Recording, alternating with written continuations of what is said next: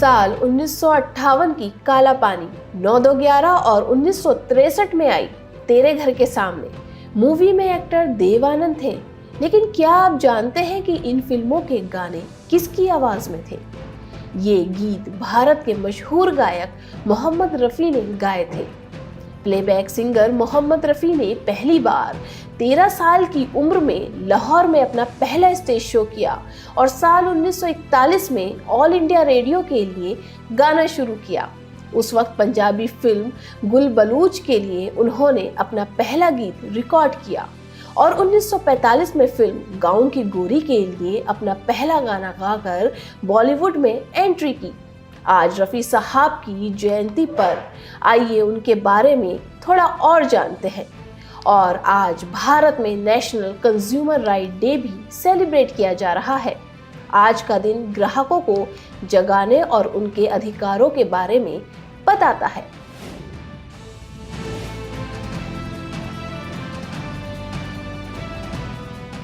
दिसंबर 1924 को पंजाब के अमृतसर जिले के कोटला सुल्तान सिंह गांव में जन्मे मोहम्मद रफी भारत के उन फेमस प्लेबैक गायकों में से एक हैं जिन्होंने 7000 से ज्यादा गाने गाए हैं। उन्होंने कई भारतीय भाषाओं के साथ साथ अंग्रेजी, फारसी, डच और मॉरिशस की स्थानीय भाषा क्रियोल में भी गाने गाए हैं। उनकी पर्सनल जिंदगी के बारे में बात करें तो उनके 5 भाई और 2 बहनें हैं। उनकी पहली शादी बशीरा बानो से हुई। दूसरी बार उन्होंने 1943 में बिल्किस बानो से शादी की। 1950 और 1970 के बीच मोहम्मद रफी की हिंदी फिल्म इंडस्ट्री में बहुत डिमांड थी। 40 से ज्यादा साल के म्यूजिक करियर में उन्होंने कव्वाली, गजल, भजन, शास्त्रीय के साथ साथ कई रोमांटिक और सैड सॉन्ग गाए हैं। रफी साहब को 6 फिल्म फेयर अवार्ड और राष्ट्रीय फिल्म पुरस्कार के अलावा 1967 में पद्मश्री से भी नवाजा गया था। 31 जुलाई 1980 को भारत ने अपने इस रत्न को खो दिया, लेकिन आज भी उनकी आवाज लोगों के दिलों में जिंदा है। हालांकि दर्शकों ने मोहम्मद रफी को पहली बार साल 1945 में फिल्म लैला मजनू के लिए ऑन स्क्रीन देखा था।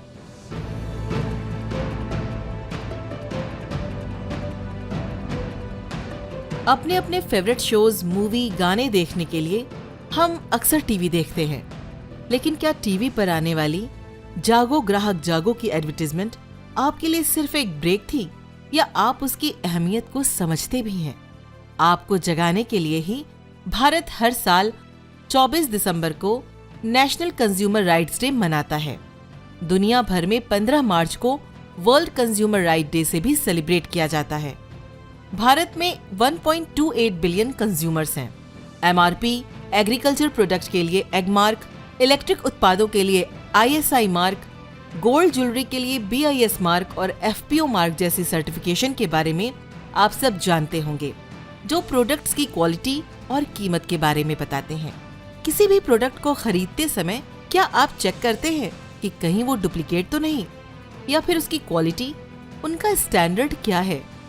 क्या आपको हिंदी सिनेमा की जबरदस्त मूवी नायक का वो सीन याद है कि कैसे सरकारी राशन की दुकान में ग्राहकों को ठगा जा रहा था? ध्यान रखें, कहीं आपके साथ भी ऐसा ना हो। इस मूवी में भी बताया गया है कि दुकानदारों से पक्का बिल लेना ना भूलें। व्यस्त होने से या फिर इग्नोरेंस की वजह से हम खराब प्रोडक्ट की भी शिकायत नहीं करते। खराब प्रोडक्ट की शिकायत करना कस्टमर और मैन्युफैक्चरर दोनों के लिए फायदेमंद रहता है, क्योंकि विक्रेता को उस प्रोडक्ट को इम्प्रूव करने का मौका मिलता है, वहीं दूसरे उपभोक्ता उस प्रोडक्ट के ठगे जाने से बच जाते हैं। उपभोक्ता संरक्षण अधिनियम 1986 को रिप्लेस करके कंज्यूमर प्रोटेक्शन एक्ट 2019 भी लाया गया, जिसके तहत ई कॉमर्स को भी इसमें कवर किया गया है। कंज्यूमर की शिकायतों के समाधान के लिए देश में जिला और राज्य स्तर पर कमीशन के अलावा राष्ट्रीय स्तर पर राष्ट्रीय उपभोक्ता विवाद निवारण आयोग भी गठित किया गया है।